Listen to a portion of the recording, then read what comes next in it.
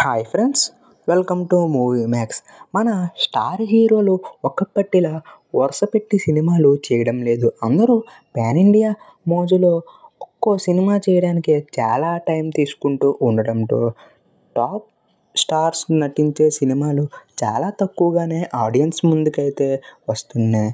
మరి ఈ టైంలో లాస్ట్ ఏడాదిన్నర గ్యాప్లో చూసుకుంటే మిగిలిన హీరోల కన్నా కూడా భారీ బడ్జెట్ పాన్ ఇండియా మూవీస్ చేస్తూనే ఎక్కువ రిలీజ్లను సొంతం చేసుకున్న స్టార్గా రెబల్ స్టార్ ప్రభాస్ అయితే సంచలనం సృష్టించాడు.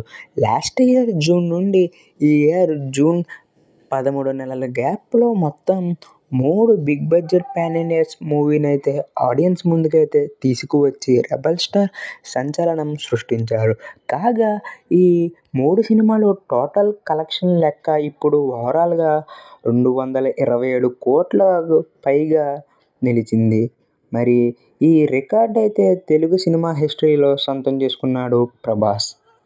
లాస్ట్ ఇయర్ జూన్లో వచ్చిన Adipurush movie total long run 397 కోట్లకు పైగా అయితే అందుకుంది.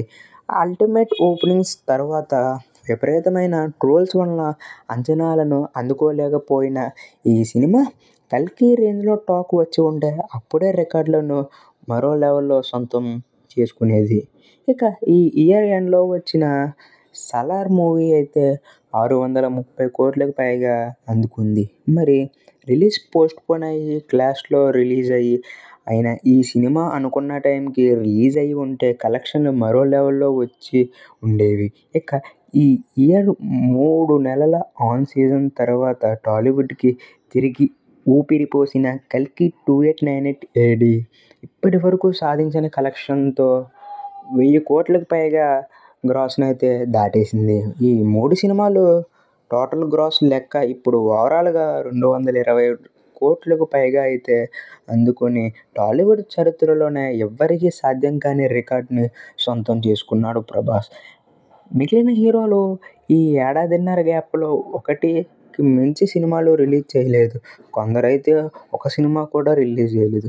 కానీ ప్రభాస్ మాత్రం థియేటర్స్కు జనాలను రప్పించే 2000 కోట్లకు పైగా వసూళ్లు ఊహకందని ఊచకోత అయితే కోశాడు. బిగ్గెస్ట్ టాలీవుడ్ స్టార్గా నిలిచాడు.